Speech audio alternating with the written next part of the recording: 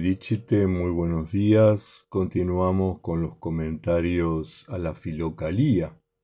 Estamos con las advertencias de Antonio el Grande.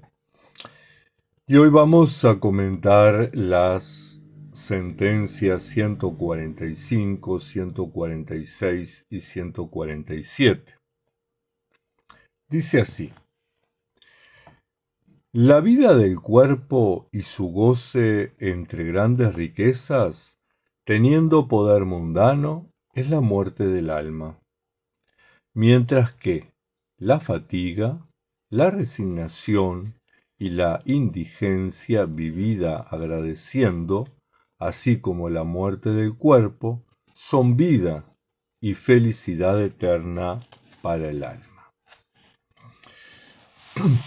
Tenemos que tener en cuenta la concepción que tenían los padres, ¿verdad?, de contraponer cuerpo y alma, materia y espíritu, donde se deposita en la materia, es decir, en el cuerpo, todo lo negativo, los placeres de los cuales hay que privarse, y se deposita en el alma las virtudes a las que hay que llegar.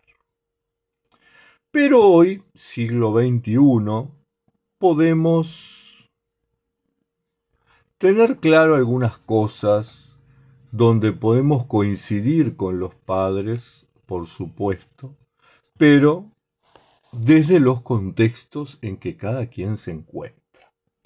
Es decir, sabemos, porque lo plantea el Evangelio, porque lo plantean los padres y porque lo vivimos nosotros, lo vemos y lo observamos, que la riqueza y el poder en realidad corrompen, llevan a la perdición. De hecho, hay pobreza, hay desigualdad, hay opresión porque algunas personas concentran la riqueza y el poder. No soy comunista por las dudas, soy cristiano. Y entiendo que la riqueza debe ser compartida. De hecho, Dios nos da dones para ponerlos al servicio de los demás, no para usufructuarlos uno. Por ejemplo, no es el caso, pero por ejemplo, yo soy una persona humilde y entonces ese don de la humildad es para servir a los hermanos, es para dar testimonio para que otros puedan imitar. Pero no es para que yo guarde la humildad dentro mío y diga qué humilde que soy, qué maravilla, soy más humilde que aquel y que aquella, ¿verdad? Entonces, la riqueza está puesta para que pueda ser repartida, para que pueda saciar las necesidades de la gente. Y no se necesita ser excesivamente rico, tener millones de dólares en un banco. Si de alguna manera yo llego a fin de mes con excedente de algo, bueno, señal de que ese algo que excedió no lo necesitaba. Si yo por ahí tengo más de 2, 3 trajes, bueno, eso es un excedente, eso es un lujo. El traje es para ir a trabajar. Y yo no me cambio todos los días de traje para ir a trabajar. Y en muchos lados incluso hay uniforme. La riqueza es para ser compartida, tanto la riqueza material como la riqueza espiritual. Y el poder es para servir a los demás. Si yo no utilizo el poder para servir, lo que hago es concentrar poder. Y el mucho poder corrompe mucho. Y entonces uno puede decir, bueno, tengo que privarme de todos los placeres. Si yo tengo algo de dinero, ¿puedo ir a comer una pizza con una cerveza con mi familia o mis amigos, o está mal? Claro que puedo. ¿Cuántas veces el Señor Jesús comió y bebió con sus amigos? Los evangelios están llenos de esos ejemplos. De hecho, seguramente era un hábito en el Señor, por eso lo acusan de comilón y borracho en propios evangelios. Entonces, darnos un gusto, darnos un placer, no está mal. Que un domingo podamos comer un postre rico. Es una forma de gratificarnos. Pero tenemos que ser prudentes. La prudencia implica disciplina, implica equilibrio, un sano equilibrio, lo que los padres han llamado la templanza, lo que nosotros hoy llamamos cautela o moderación. Es decir que en esta sentencia el pseudo Antonio nos propone la virtud de la prudencia, un comportamiento que se oriente a nuestra felicidad. La prudencia es la virtud de actuar justamente y adecuadamente.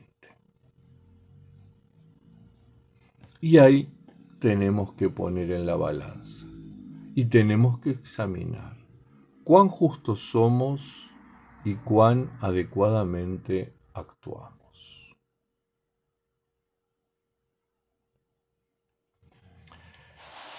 La sentencia 146 dice así: el alma razonable, que desprecia la creación material y la vida efímera, elige el regocijo celeste y la vida eterna, recibiéndola de Dios mediante un vivir honesto.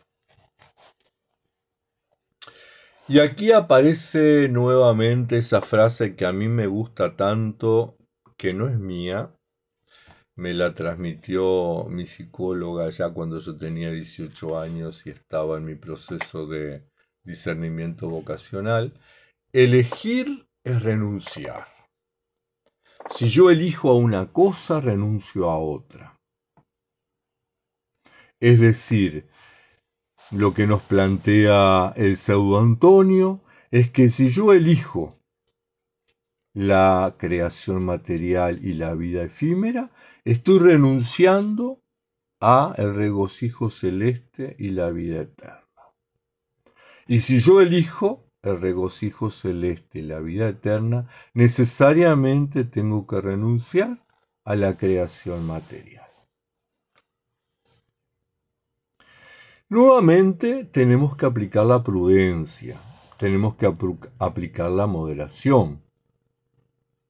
En la creación material hay una cantidad de cosas que son buenas y que podemos hacer un buen uso de ellas.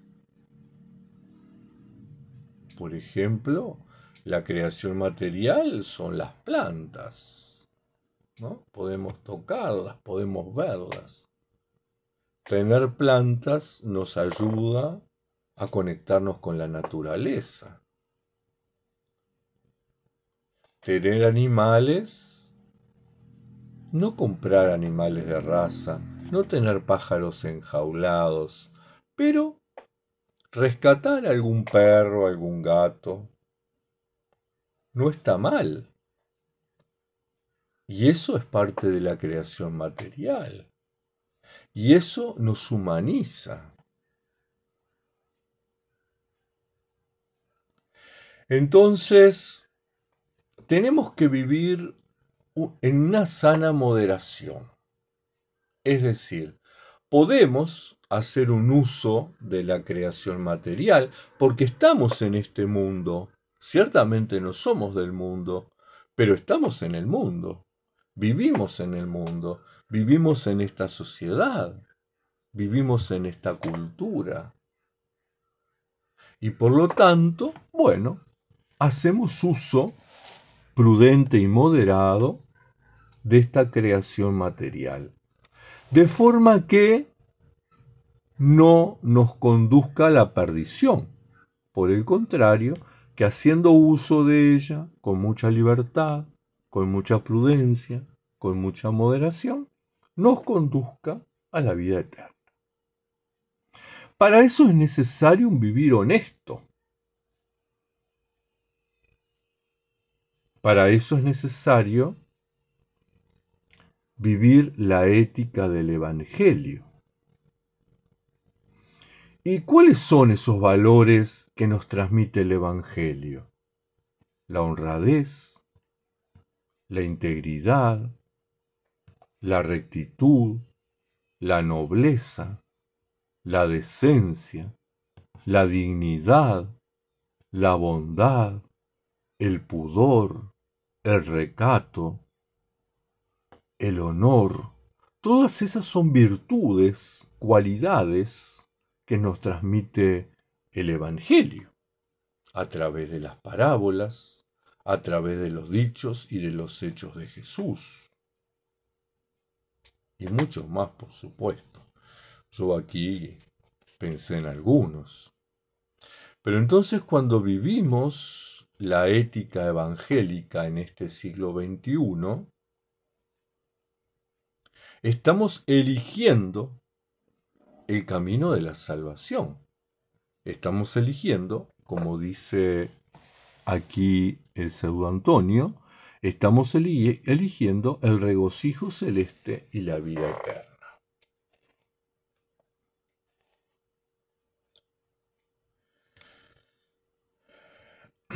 Y aquí tenemos que examinarnos, porque esto se da en la vida cotidiana.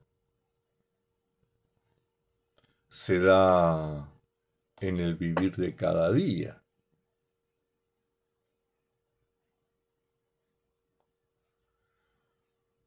Ayudar a alguien que no vea cruzar una calle es un valor evangélico. Compartir la comida que tenemos con alguien que no tiene comida es un valor evangélico.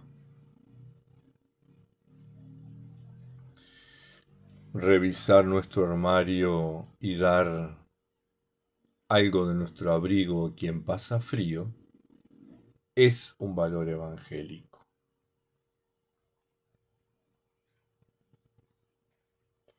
Acoger en nuestra casa a alguien que no tiene techo y que duerme en la calle es un valor evangélico.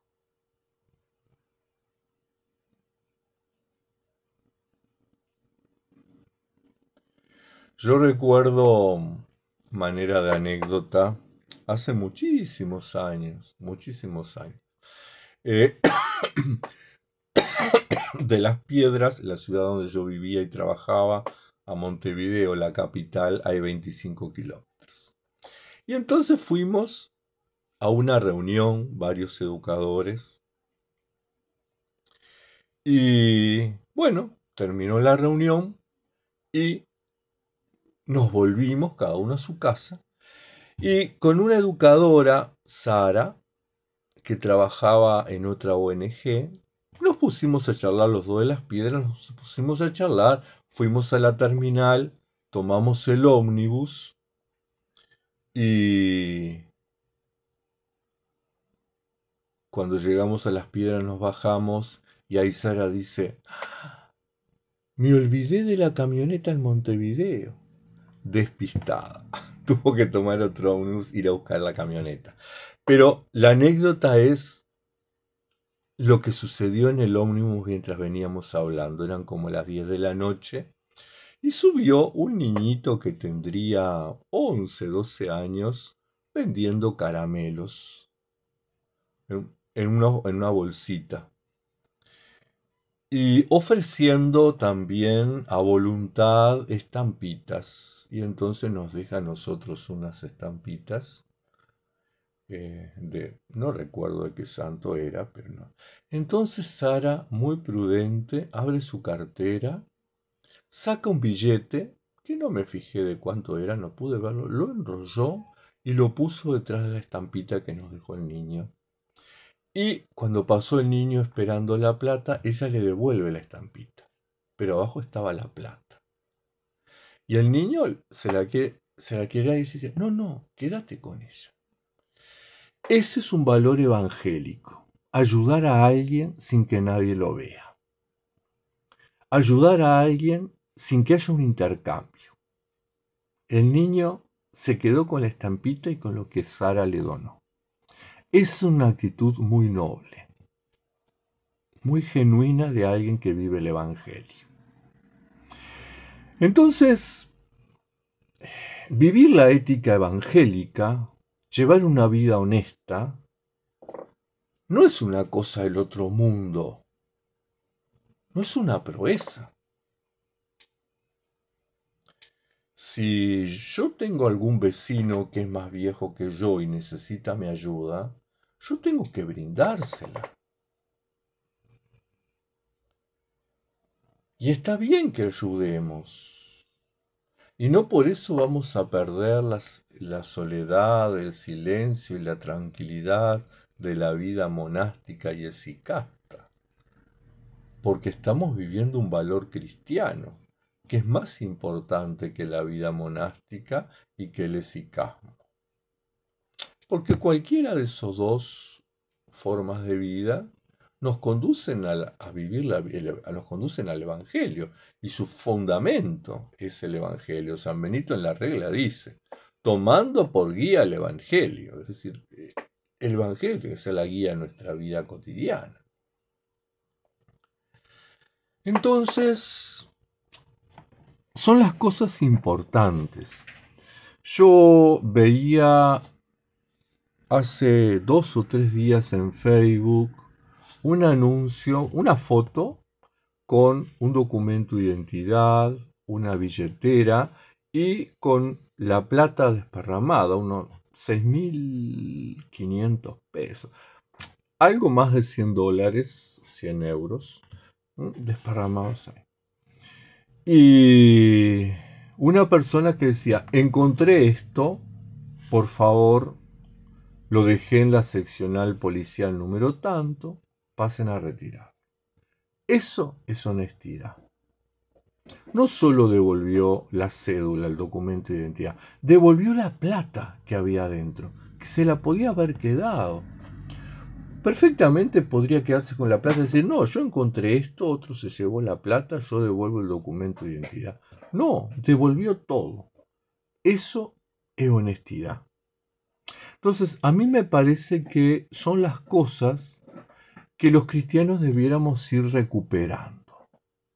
Y aquellos que optamos por una vida monástica y una vida esicasta, deberíamos ir potenciando. Es decir, elegir la ética del Evangelio, elegir los valores del Evangelio y renunciar a los valores del mundo. Al no te metas, a la viveza criolla, yo si puedo jorobar al otro lo jorobo. No se puede estar en esa tensión de yo hago las dos cosas. La sentencia 147 dice así: el que tiene el traje enlodado ensucia la túnica de los que se le acercan. Del mismo modo, los que tienen mala voluntad y una conducta no recta, frecuentando y diciendo cosas inoportunas a otros de mentalidad más simple, ensucian su alma como con fango mediante el oído. Este ejemplo de la persona que tiene el traje sucio de barro y al acercarse a otras personas las mancha, las ensucia, me recuerda a un dicho que tenía mi abuela hace muchos años, pero lo repetía mucho. Una manzana podrida pudre a un ciento. Uno tiene que en esta cuestión de elegir es renunciar, tiene que saber con quién se relaciona. Hay veces que hay gente a la que uno más vale dejarla lejos, y eso no significa discriminarla, no significa odiarla. Eso significa dejarla lejos porque a mí no me ayuda. Dejarla lejos porque no ayuda a otros. Dejarla lejos porque me expongo. Y ciertamente pasa eso. Entonces es importante que nosotros, los cristianos, las cristianas, demos un buen testimonio. Recordemos Hechos de los Apóstoles, cuando los judíos veían a los cristianos y decían, miren cómo se aman. ¿La sociedad del siglo XXI puede decir eso de nosotros, los cristianos? La sociedad del siglo XXI puede decir, miren cómo se aman los católicos, miren cómo se aman los anglicanos, miren cómo se aman los adventistas, miren cómo se aman los luteranos, miren cómo se aman los ortodoxos. Desgraciadamente, no nos estamos amando. Nos estamos juzgando, nos estamos condenando, nos estamos persiguiendo. Estamos hablando mal unas denominaciones de las otras.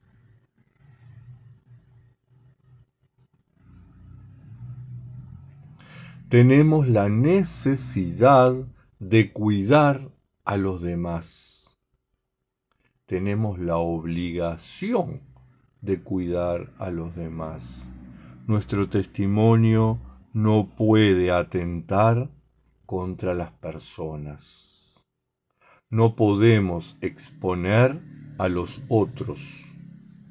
Y cada vez que hablan mal de nosotros los cristianos, los estamos exponiendo, porque están juzgando y condenando. Tenemos que cuidar mucho el testimonio que damos. Es necesario que la gente se admire del testimonio que damos los cristianos. Entonces, hoy, en estas tres sentencias, el pseudo Antonio nos deja, por un lado, la virtud de la prudencia, actuar con moderación, vivir con moderación, comer con moderación, dormir con moderación, hablar con moderación. Por otro lado, nos deja la virtud de la honestidad, vivir los valores, la ética del Evangelio. Y por otro lado, un tercer mensaje, que nuestro testimonio contribuya a la gente, contribuya a los demás, que nuestro testimonio entusiasme, motive. Hermanas, hermanos, tengan una muy bendecida semana. Nos encontramos el próximo miércoles.